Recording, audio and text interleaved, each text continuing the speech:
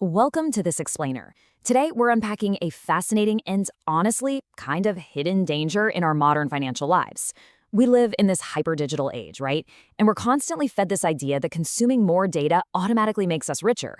We're taught that more news means smarter investing, more charts equal better trading, and that endless updates give us ultimate control over our wealth. But what if that's a dangerous myth? What if the very tools we think are giving us an edge are actually literally destroying our financial intelligence? Think about this quote for a second.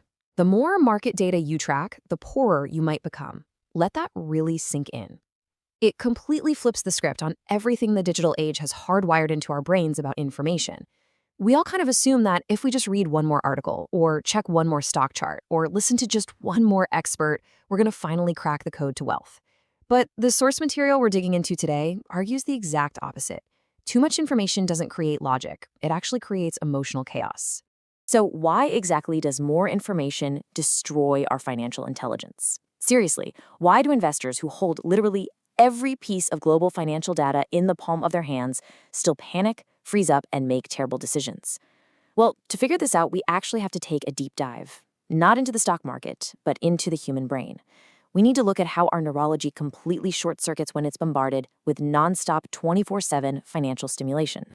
Okay, let's look at our roadmap for today. We're going to cover the illusion of knowledge, the amygdala hijack, paralysis by analysis, noise versus signal, and finally, owning the decade.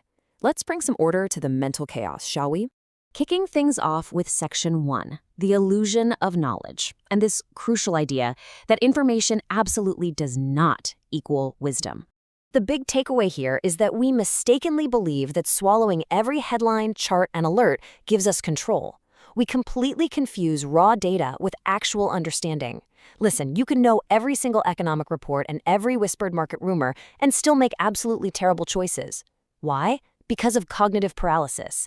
Your brain gets so overwhelmed by excessive data that it just jams up. It's like trying to drink from a fire hose.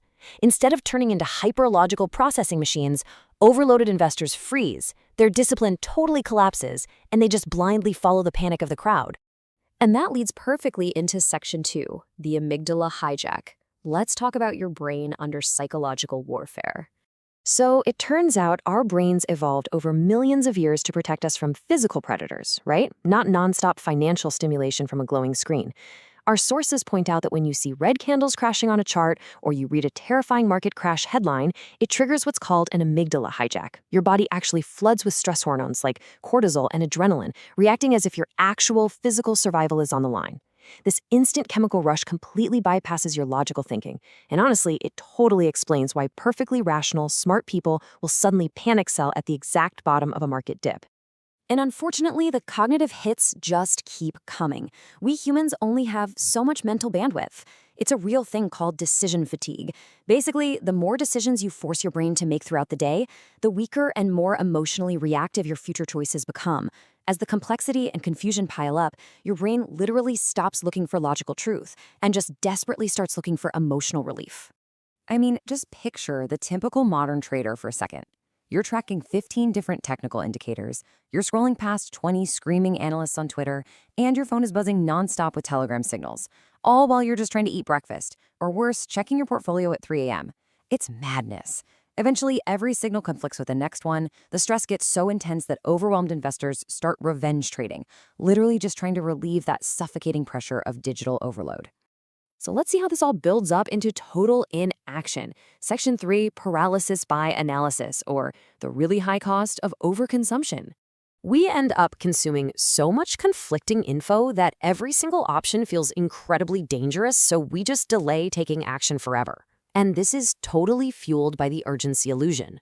Look, the 24/7 financial media actually profits off your anxiety. Sensational headlines screaming things like "crash incoming" are literal psychological pressure tactics. They're designed to completely destabilize your dopamine and force you into this endless loop of late-night doom scrolling. And the result? Your logical brain is left completely exhausted. Okay, so how on earth do we fix this? That brings us to Section 4, noise versus signal, finding clarity in all this chaos. Let's shift away from the panic and get back to sharp, clear logic. Our sources highlight a really stark contrast between what destroys wealth and what actually builds it. And it all comes down to mastering the art of filtering. On one hand, you have noise. That's the panic tweets, the clickbait predictions, the hourly anxiety over tiny market moves. On the other hand, you have signal, the stuff that genuinely improves your long-term decisions. We're talking business fundamentals, broad economic trends, and strict risk management principles. You really have to train yourself to stop and ask, wait, does this piece of information actually change my long-term strategy, or is it just creating emotional noise in my head? This creates a huge divide in the financial world. On one side, you've got hyperactive traders. They're constantly monitoring charts, reacting emotionally to everything, and dealing with insane daily stress and inconsistency. But on the flip side, you have disciplined investors. They actively ignore the daily noise, they follow their systems, they focus on stability, and they let their wealth compound. It just brilliantly shows how simplicity beats complexity. Disciplined, long-term investors actively limit their emotional exposure, and because of that, they achieve vastly better performance. Which leads us right to our final section, Part 5, Owning the Decade. This is the ultimate antidote to information overload, and it's where we finally take some action. To protect your financial intelligence, the sources strongly suggest building a high-signal information filter. It's a simple three-step system. First, drastically limit your consumption. Seriously, try checking the markets just once a day or even once a week. Second, actively avoid sensational, panic-driven media. Just tune it out. And third, use structured systems. That means writing down your risk rules and strategies way before the emotions ever have a chance to kick in. And that brings us to a really crucial number, 24, as in the 24-hour cooling-off rule. This is a game changer. When you feel this sudden, massive emotional urge to buy or sell just because of some breaking news, stop. Just wait 24 hours. Toxic emotions fade away much faster than logic does. Forcing this delay gives your rational brain the time it needs to recover and take back control of the steering wheel. Let's reflect on this really profound realization from our source material. Whoever controls your attention controls your emotions and influences your decisions. Modern financial failure is rarely an intellectual problem, guys. It's almost entirely a psychological one. People don't lose money because they don't have enough data. They lose it because fear hijacks our decision-making, and constant buzzing stimulation just wrecks their discipline. In today's world of infinite information, reclaiming your mental clarity and building emotional resilience is, without a doubt, your absolute greatest financial advantage. Modern society constantly trains us to react instantly and to obsess over minute-by-minute performance. But true wealth? That comes from patience, emotional control, and sustainable long-term positioning. So as you look at how you're going to consume financial information moving forward, I want to leave you with this one final provocative question. Are you going to try to win the minute, or are you going to own the decade?